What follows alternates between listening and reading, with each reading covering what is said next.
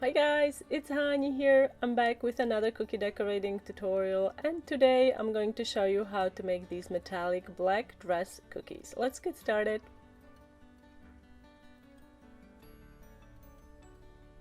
To make the cookies, I used the cutter that I bought locally, and unfortunately I couldn't find this cutter listed anywhere online, but you can use this same design on any dress cutter. Or you could hand cut this shape if you really wanted to make this exact shape. Now first I'm going to draw outlines for the segments with an edible marker. I'm using black edible marker today, and to decorate I'm using black royal icing. So I'm not really worried about my black marker bleeding into my black royal icing, because even if it did, it wouldn't show. However, if you're going to ice the cookie with white royal icing, I would recommend that you use either brown edible marker or even yellow, just to give yourself a peace of mind, because sometimes it can happen. Sometimes black marker can bleed into lighter royal icing. It doesn't always happen. It rarely happens to me, but I know quite a lot of people that it happened to, so I'd rather give you that option and tell you about it, just so you don't have a headache after it does happen.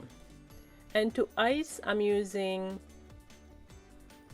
black royal icing, and I'm using slightly thicker consistency than my normal 15-second consistency. This is just because we're icing long, narrow sections, and with these sections what can happen sometimes, we can have cave-ins or even craters.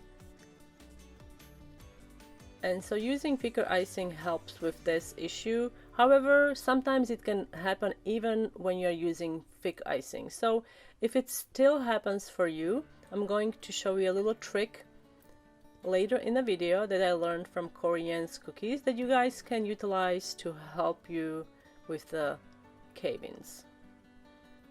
And I'm going to ice every other section, and then we're gonna let these crust, and then we'll come back and we'll ice the remaining sections. I'm doing the resting part because I want to have definition between the layers of icing that I'm piping.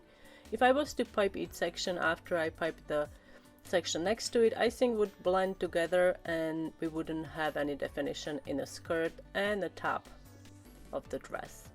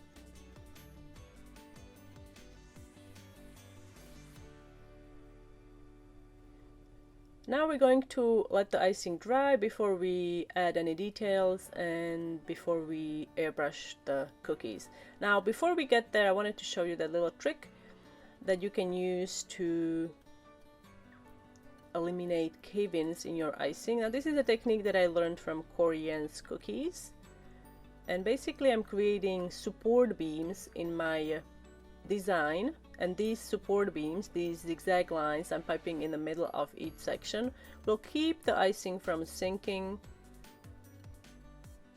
and so you won't have a cave-in.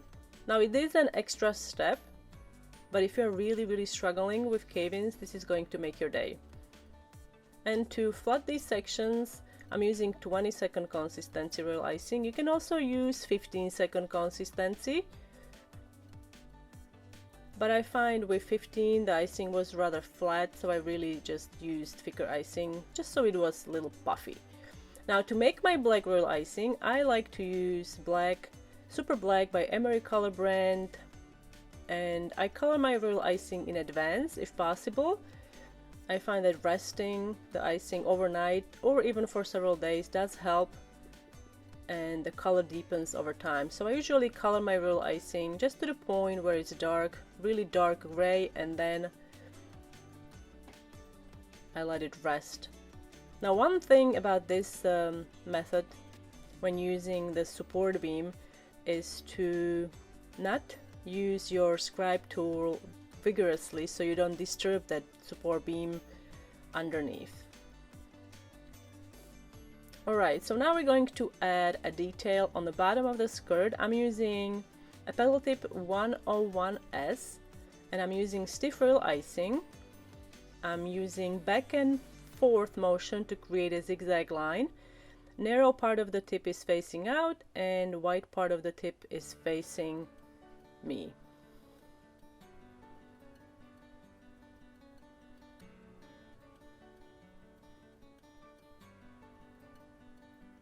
We're also going to add some decorative belt.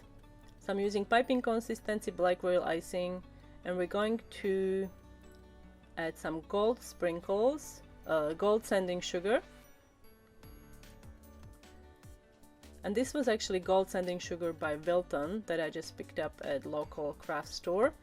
And now we're going to airbrush the cookie. I'm using two metallic airbrush colors. I'm gonna start with the silver at the very edge of the skirt, and I'm going to continue with silver up to about 1/3 of the skirt and then switch to gold. Metallic airbrush colors are beautiful once they are airbrushed on a cookie. However, they can be pain to work with. They contain particles called mica. These are what makes the airbrush come out shiny, and these also tend to clog up the airbrush, which can be an issue when you're trying to airbrush the cookies. Your color will be spitting out and not coming out nicely, so always make sure that you stir up the color really well before you use it. These particles, they tend to settle on the bottom of the bottle, so give it a good stir and shake it as well.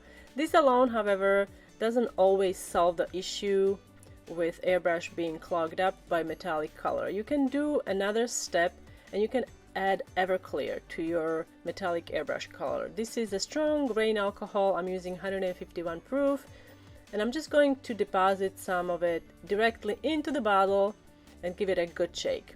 And then after this you can test it out and see if the color is coming out from the airbrush. If it's still spitting, you might want to add more alcohol to your color.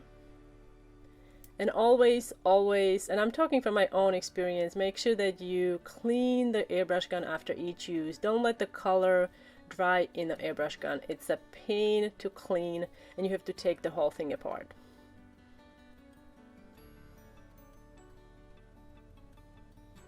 And here they are.